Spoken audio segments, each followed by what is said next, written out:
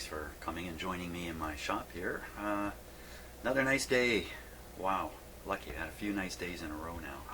So my objective here with the radio today is to take a look at the local oscillator frequency, try to get that sorted out, and that has something to do with the dial pointer position too.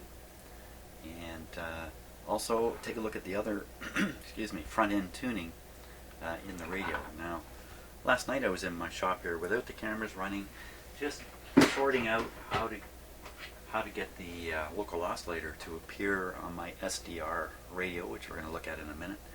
That's not a hard thing to do, in fact, as I've learned from trying the SDR as an instrument on quite a few radios. The local oscillator is very easy to find in the radio. The signal appears in a number of places. You can get at it.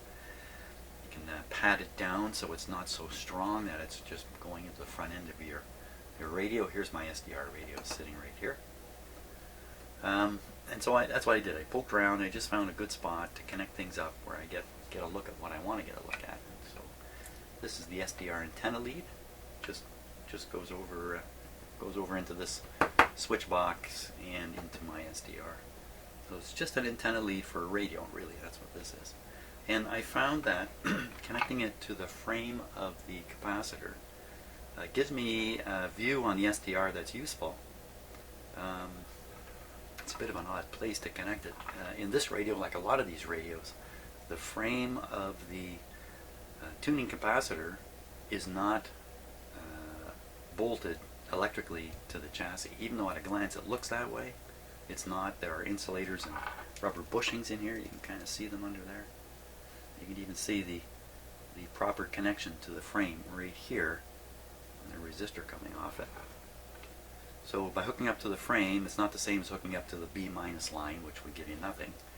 This is the B- line here, so I'd essentially be just shorting out the antenna. It wouldn't be doing anything.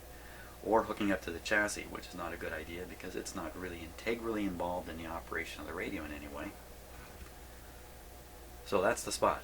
That's the spot now. The signal I'm putting into the radio is a signal that's going to run from just below the AM band to about midway. In fact, I should turn on my equipment and get this going. I'm going to switch cameras. You're going to see a black bar in the right hand corner. Just don't fret about that. Just pretend it's not there. And we'll get this stuff going here. Now, we'll check to see where this is set. Okay, so the bottom frequency is 530. That's just at the bottom of the AM band, and the upper frequency is 1,125,000. So it's just above halfway. Just above halfway on the AM dial. I can't sweep the entire AM band, unfortunately. My instrument is restricted. So I'd have to do the lower half and then the upper half after. You know, that's not true. Come to think of it, why can't I just do that? Do this.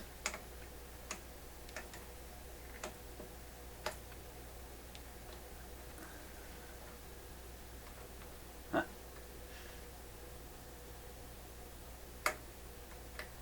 Okay, so we want this to go all the way up to 1722. That's where it's going to stop. Why did I think I couldn't make this work? It's going to start. It's going to start at. This is really sensitive. This control now 530. Excellent. Okay, so I'll go all the way now from 530 up to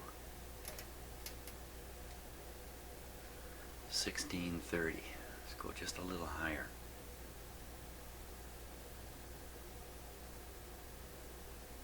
Oh, that's the top of the control. Okay, well 1630 will do. The radio's supposed to stop around 1600, so that's pretty good. That covers pretty much the whole AM band. Excellent. Let me just put a couple pads on. Now we need to connect the output of the signal generator into the antenna. And again, I've discovered this is a good spot here. I'm just basically clipping it. You can barely see what I'm doing. Clipping it onto an antenna line somewhere in the loop antenna. Where exactly, I don't know. Somewhere in there though. Okay, I think we're ready to start the radio.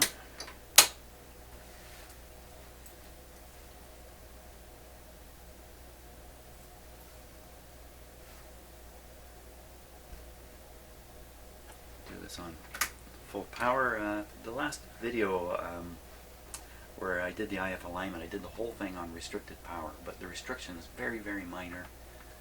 You may have noticed from the setting of these buttons, occasionally I forget I've got something on restricted power and I go ahead and do something like an alignment, and then put the power on full and find out my alignment's slightly off. With this radio, that's not the case. Even though I aligned it on with power restricted, there was next to no restriction.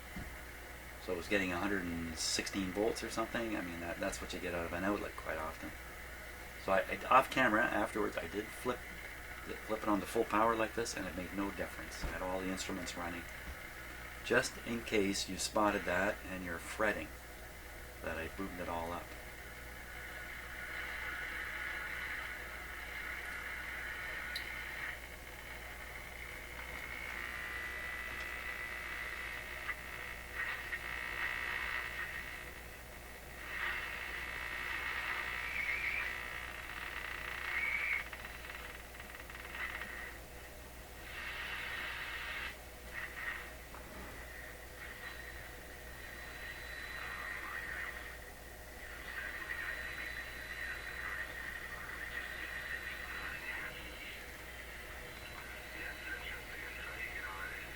Okay, so I've tuned in some station somewhere. Now let's get the SDR operating. It's going to pop up in the lower right. It should pop up, let's hope. There it is. So the SDR is not running yet. It's just sitting here. I'll start it operating.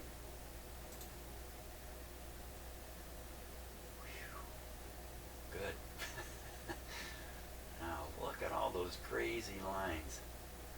Now the name of the game here is to ignore most of this stuff. In fact, ignore it all except for two things. One of them is easy to spot. Let me tune the radio and you'll see something happening here. See, one of those is moving. In fact, it's the big honker is moving. You also have to accept that there's a delay between when I turn it and when you see it. That's because the SDR needs processing time on the signal. So what are we seeing going back and forth there? That's the local oscillator. Now, if you're sharp-eyed or paying any level of attention, you'll see there's another thing moving on the left there. My pointers show up here. Over in this area, if you watch, you'll see there's something moving. You look up in here, right here. I can leave that right there. Lots of stuff moving. The thing I picked isn't the thing that's moving. Okay, so it's over. There's so much stuff on the screen here. It's easy. Look right in this area, going to the left. Okay, see that thing moving to the left? To the left, to the left, ignoring everything else. Now I'm going to make it come back to the right, to the right. It's kind of, if you look, it's like equidistant all the time, or so it appears anyway, from the local oscillator frequency. That thing, which is now around, it's hard to see, isn't it? Well, it's right around the green line again, right around 800. Okay. That, I believe, is the front end tuning.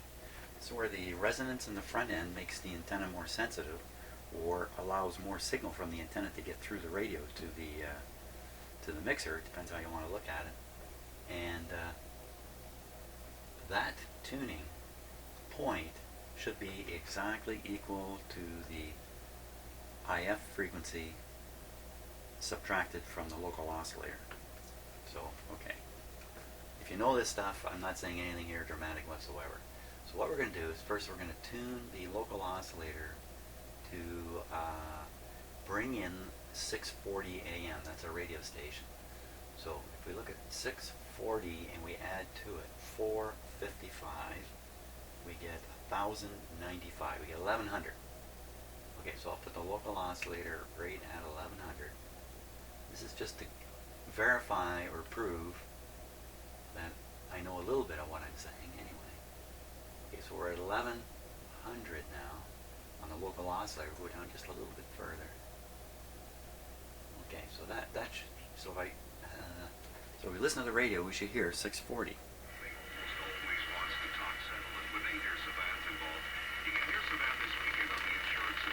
Now, the reason this worked so well is because I aligned the IF to 455, and I know for sure the IF is running at 455. If it was at 450, we'd have to subtract 450 from the local oscillator. Now, the question is, if I'm listening to 640, where is that front end tuning bump? It should be sitting right on top of 640. So now I can't spot it with everything standing still, so I'm going to wiggle the tuning control around, and that should bring into view where this tuning peak is. It should be around 640. Let's see where it is. So see, it's actually way off. It's off on the left side of the screen around 400. So this is a mystery to me. This is as far as I got on my own last night, just making this stuff set up. I thought, well, there's a curiosity to explore. So right now we have the local oscillator running just above 1100, and the bump that I think is the front end tuning, but it may not be, is down right around the IF frequency, 455. It's probably not a good place for it. It really should be up at 640, or in that area, 640. Now if we go up to the high end of the radio, it gets a little trickier to follow the, so we'll put the local oscillator, it should go way up here.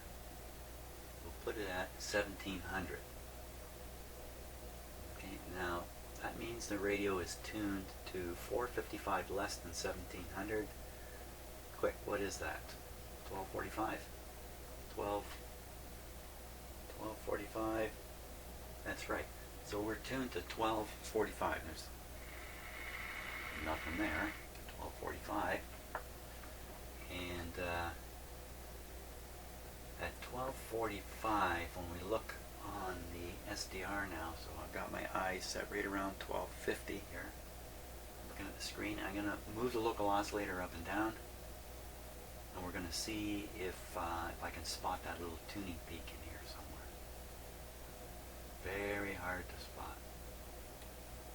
So there's something wiggling around down at 9500, but I don't know if is that it.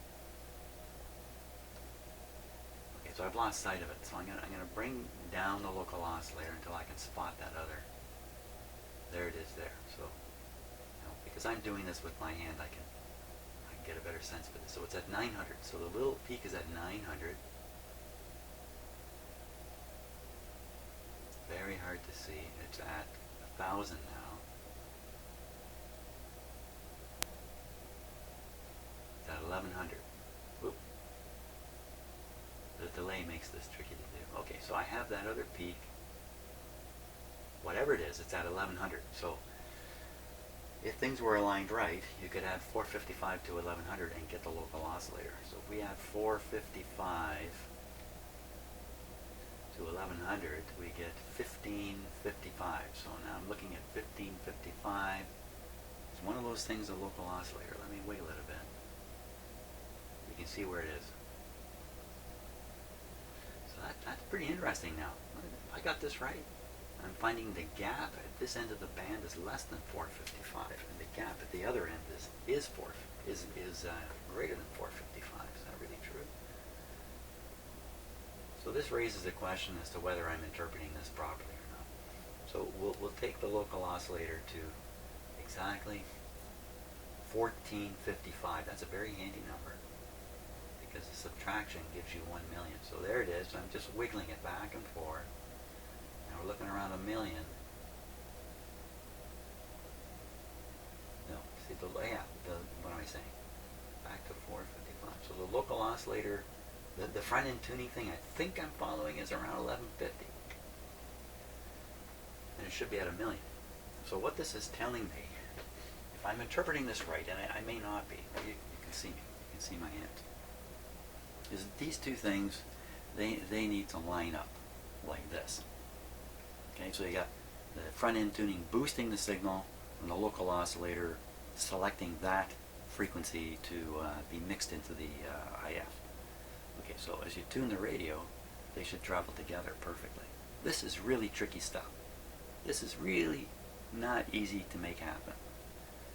Okay, so what's happening in this radio, I believe, is at the low end, the front end is tuning way low, and as you move up the dial, it comes up. They line up at some point, and then it's up here. Now, when you look at it on the SDR, it's like this, because there's 455 between them. I'm showing it like this. So it's really like this. So really what you've got is, you tune down to the bottom, these get wider apart. You tune up to the top, they come together. Or in other words, the front end tuning is moving too rapidly. That's what I think I'm seeing. Okay, I'm trying to communicate this as clearly as I can so you can follow along. There's a good chance that the whole thing I'm following, that I believe is the front end tuning, is not. It's some other signal. And you can see there's lots of other weird things moving around in here. Well, not lots in this case, but if you hook up your SDR in certain places in the radio, you can get just piles of signals. By the way, I'm essentially connected to the antenna. The SDR is essentially connected to the antenna, seeing stuff coming out of the radio back up into the antenna circuit. Now, a local oscillator is a pretty strong signal. It actually can be found in quite a few places in the radio. Certainly the tuning capacitor is a good place to try to find it, because the local oscillator is controlled by part of the tuning capacitor. So, not surprising, there's always a strong local oscillator signal. You can always find it with your SDR. Sometimes I just use sniffer coils. Maybe we'll try that in a minute. So what we want to try to figure out here right off the bat is the local oscillator oscillating in the right frequency to match the dial position. And with the radio out of its case, there is no dial to look at, no dial markings. But you know what? Somebody's penciled a whole bunch of lines on here. I don't know if it's ever come across on the video. Yeah, you can see them a little bit. There's a lot of them. Looked like they were made very awkwardly too, because there's a couple up here where the pencil work kind of went wild. So I don't know what they are or who did it, or what they were trying to achieve. It could very well mark where the local stations are supposed to be. The person could have, with the dial in place, got a pencil in here somehow. I'm just making this up. Maybe they moved the radio back a little bit in the cabinet. Got a pencil in here, tuned to different signals. I don't know. Who knows? I'm going to make up all kinds of stories. Stop making up stories. Who cares? Who cares what somebody did before? We need to figure out where stations or where frequencies are on this dial. And there is a hint in the manual. I got to jump over to the manual here. This is going to be... Okay, let me see if I can do it. Can I jump to the manual? By gosh, I can. Okay, bear with me a minute. What I want to look at is the alignment instructions. Alignment instructions. Oh, here we are. This is the chart here. Oh, dial reference points 01 chassis. Now I've got the R1 chassis. Is there another one of these charts?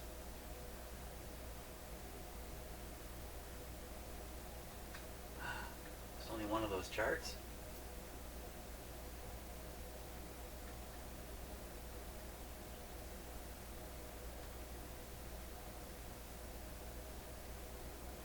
That's unnerving. I thought I convinced myself I have the R1 chassis. 01 chassis reference points. Why would they not have reference points? Oh my gosh.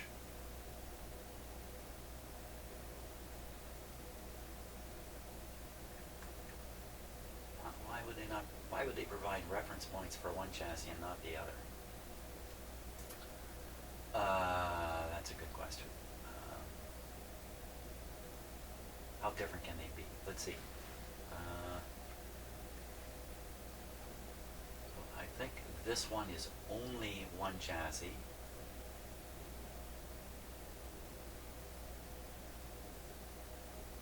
So when I'm trying to compare the size of the window here.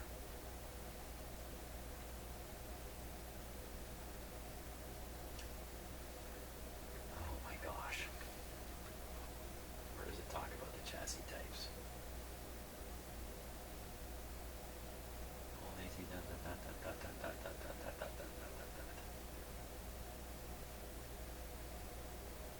Only the O1 is only O1 only occurs here. What does it matter? Well, I don't know what to do here except to follow this chart.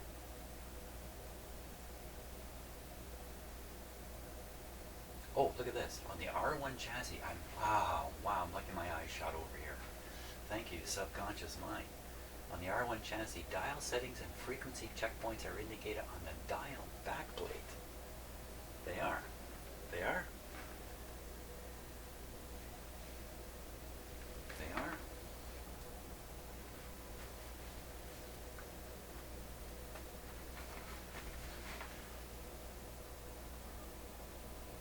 Well, maybe these aren't penciled marks.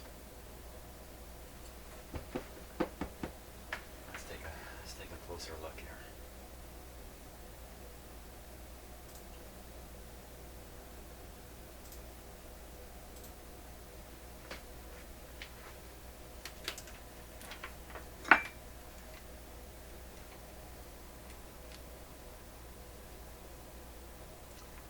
Are these factory-made marks? Or are they penciled in?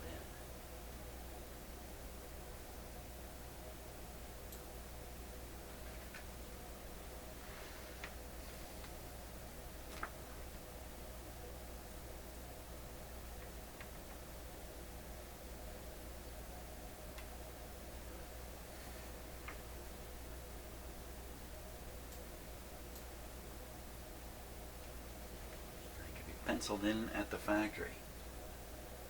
You see 3 there. 1 thing there. One. This is where the pencil got a little out of control. Likewise here. And there. So, this does not look like factory stuff. What it looks like to me is somebody slipping a pencil down behind, with the radio in the cabinet partly, and skidding the pencil at the bottom here, and having a hard time doing it. Marking different stations all the way along. So I think what I'll do, I can measure in the. We'll take the measurement that's in the book. There are measurements there, and we'll compare them to those. We'll see what we get. Okay, so what do we do here? Go back to.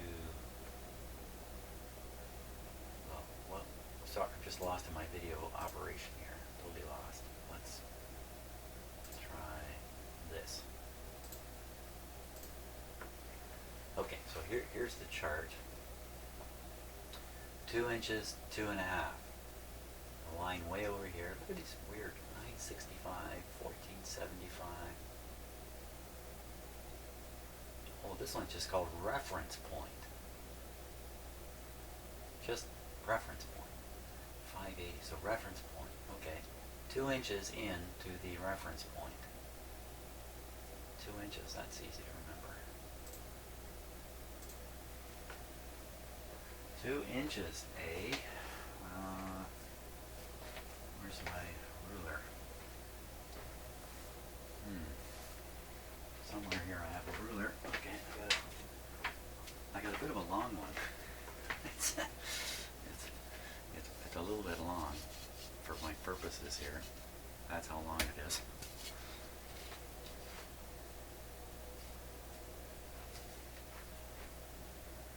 Dress better for less.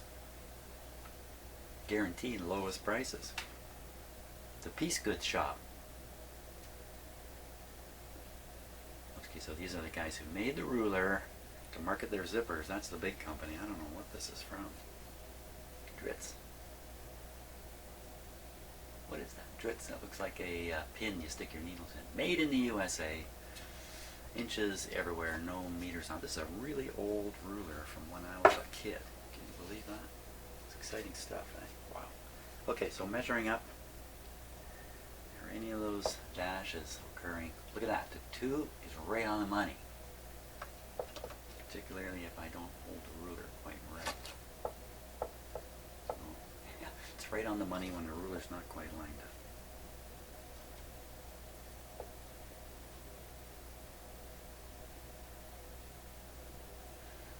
Okay, so let's put it like this. So it lines up 2, and the next there's one at 2.5. 2.5. Let me just peek at that manual myself here for a second. 2 and 2.5 are the two first measurements, and they're not quite right. So there's 2, 2.5. What's that thing in the middle?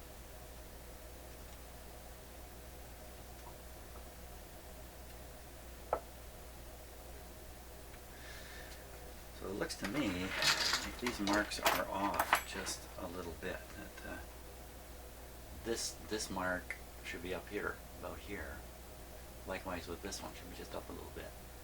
2 inches, 2.5, mystery mark, and I don't know what that is. Piece of dirt. Now there's another one at the end. There should be one at 4 1/8 and one at 5 3/8. Okay, so 4 1/8. There it is. With some other marks. But there's one at 4 1/8. Again, it's down a little bit from where it should be.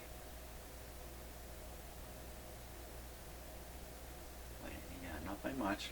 The ruler should really be like that. So this is actually a little more accurate here. And then the last one's supposed to be 5 3/8. So we go 5 3/8 is 1/8 less than a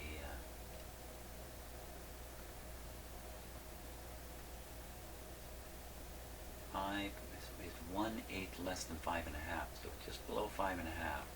And again, if I move the ruler up a touch, like that, there it is, right on the money. So the marks are on here properly, except not so properly. Well, that explains the marks. Somebody, and I'm pretty sure this was done by a technician like me, but that technician's probably much older than me now. Sorry to say, he's probably 6 feet under. So that's what the marks are. And why there's more marks than there should be, I don't know. We'll have to cross that bridge when we get to it. What about, there's another one here, 965, I didn't measure. Right, yeah, 4 1/8, yeah, that's right. Okay, so the mystery of the marks is over. I noticed those the moment I took this radio apart. I saw those marks, and I've been wondering about them ever since then. Let's make this the sky cam here.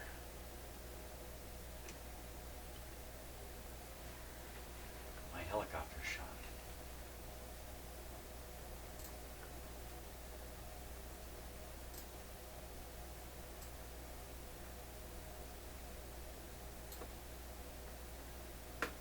Okay, we're all set here. I sort of think we need to get on the SDR view of things here.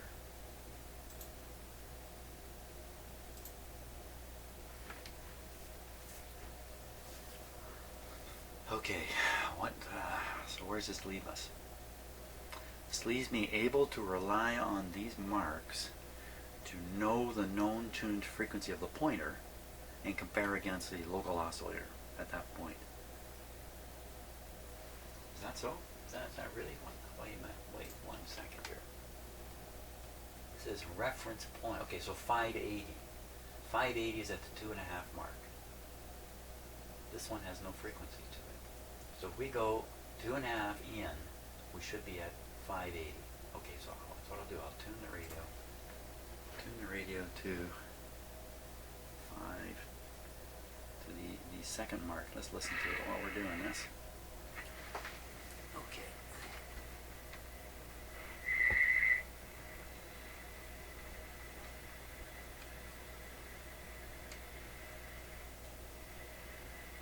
think that that is 580.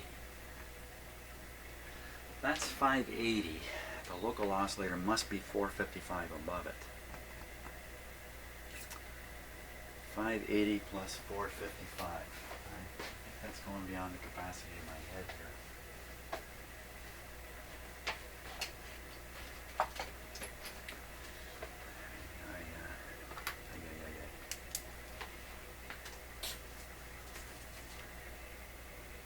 I can hear something in there. So we think we're at 580.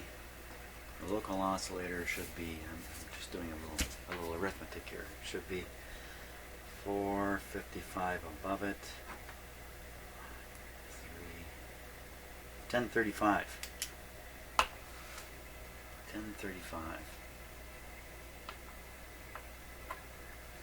Okay, where is the local oscillator?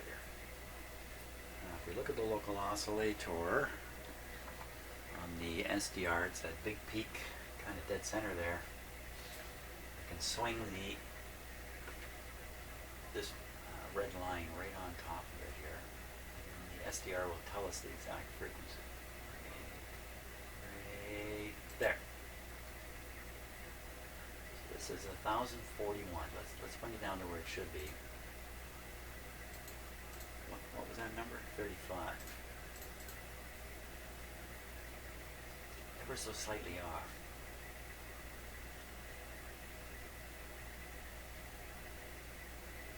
The actual frequency is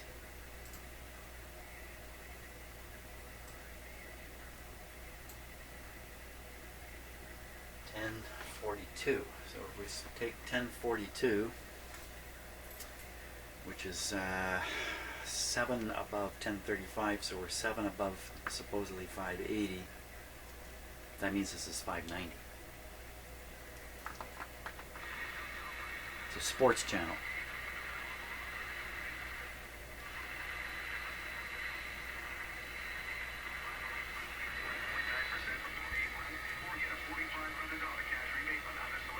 Is this really 590? Gotta wait a little bit.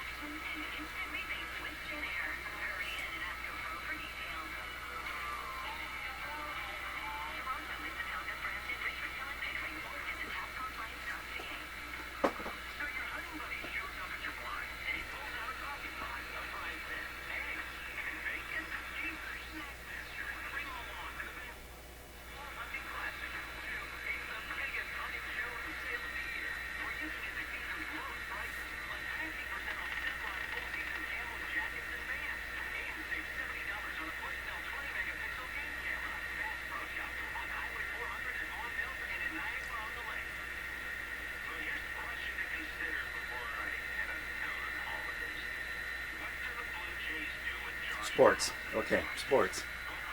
Blue Jays is the baseball team in Toronto, of course. So that's 590,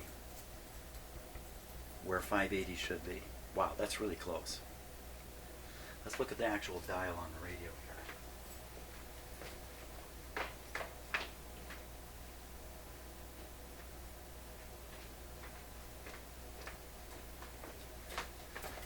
Okay, here we are in the run and get it.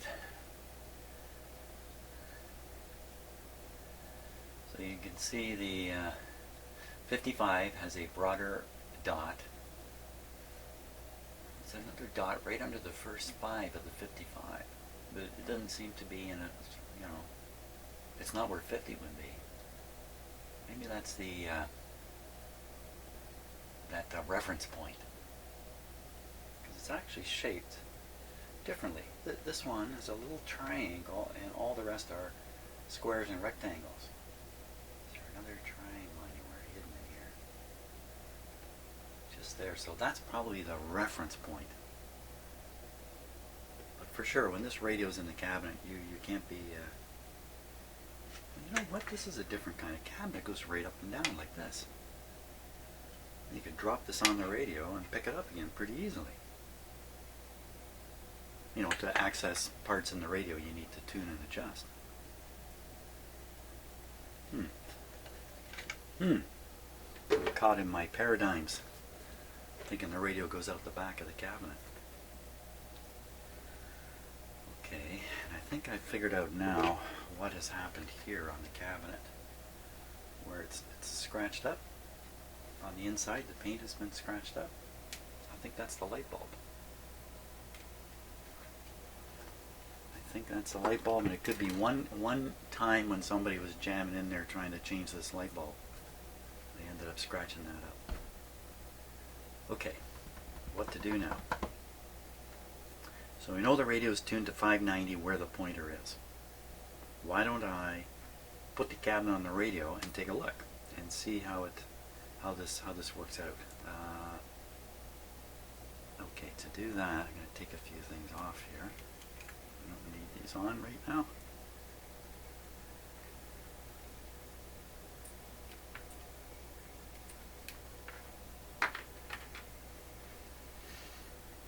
And can I flip this radio safely with these wires connected?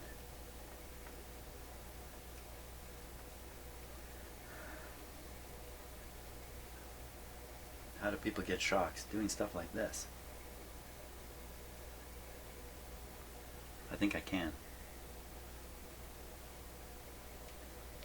Take this one off.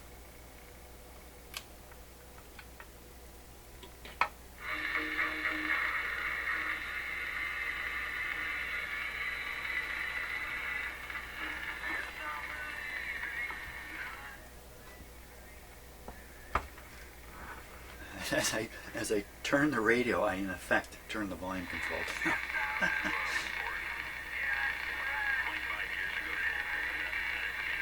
Wait a minute, how do you, yeah, pop these off.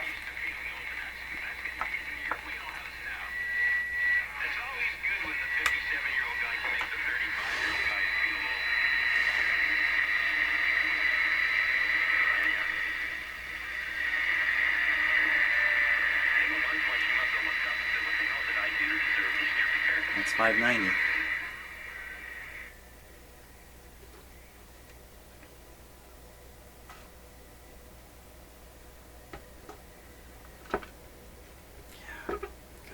And you get to look right in the hole and make sure these the shafts are lined up properly with the hole. The radio's forward a bit. Okay, now we're going to take a look at where the dial pointer is showing up.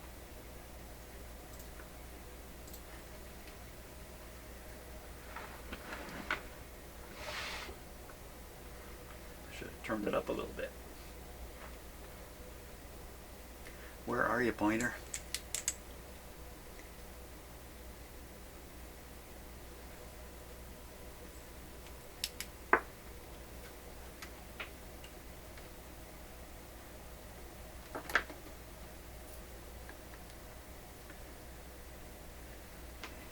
See the pointer now.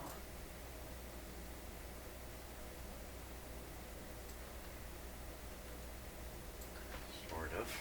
Get a little better this way.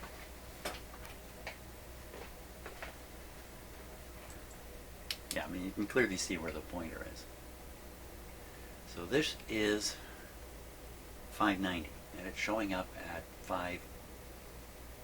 it's like 580. It's 55, 56, 57, 57 and a half. Now, this can probably move a bit here in the cabinet.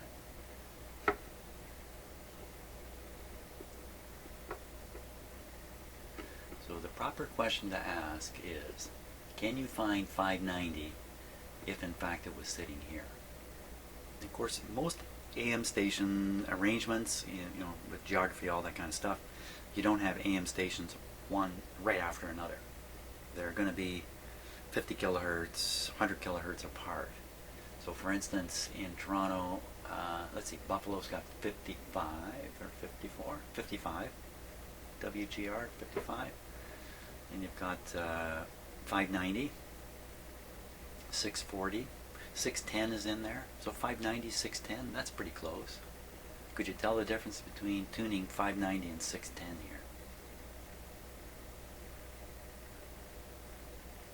There's also parallax. I mean, look at this. Just now, the radio's not on fully, so the parallax is a little higher. But look, just the little bit of angle on how you look at the radio.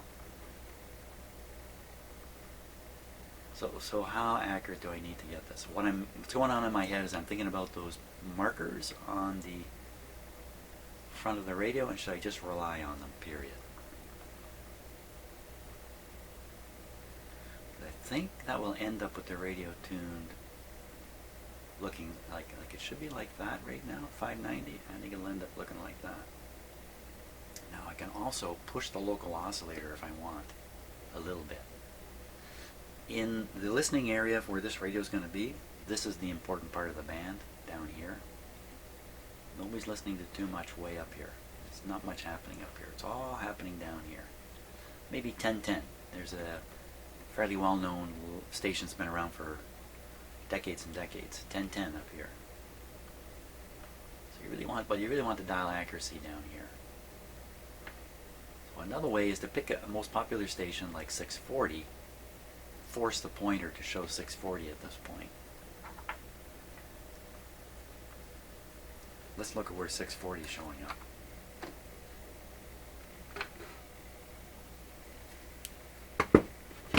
Let's see where we were too. Turn this up.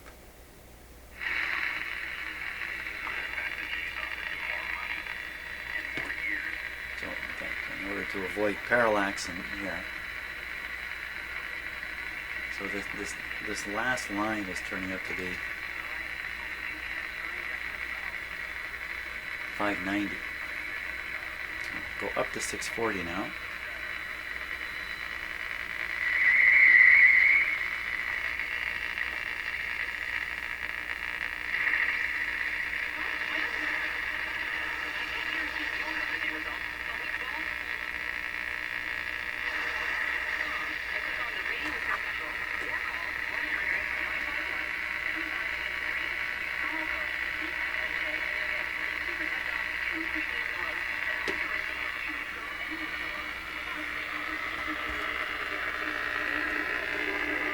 You can hear the tonal change as I do that. I put the cabinet over the speaker.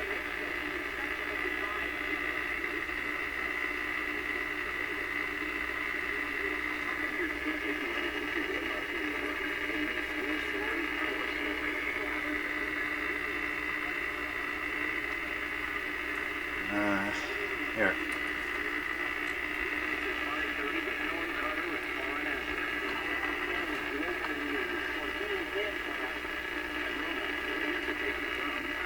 I'm waiting for him to say 640.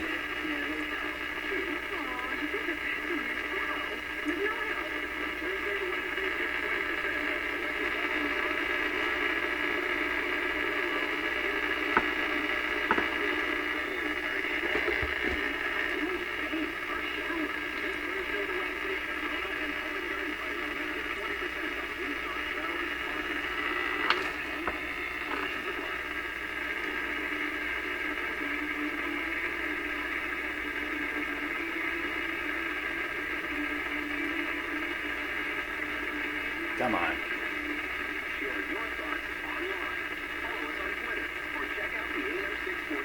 640, so there you are. So this is definitely 640. Now the cabinet will move a bit.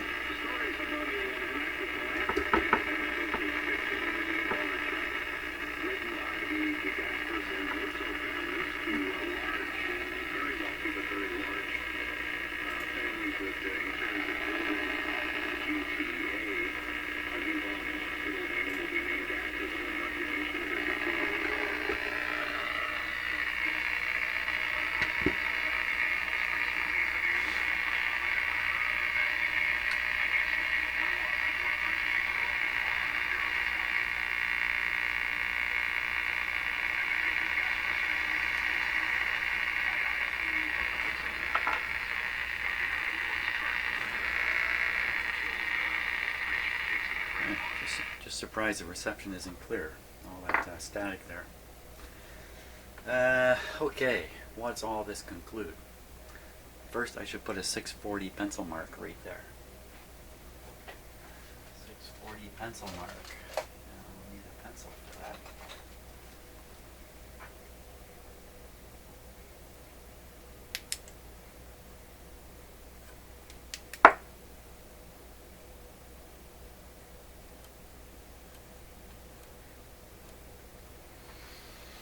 Okay.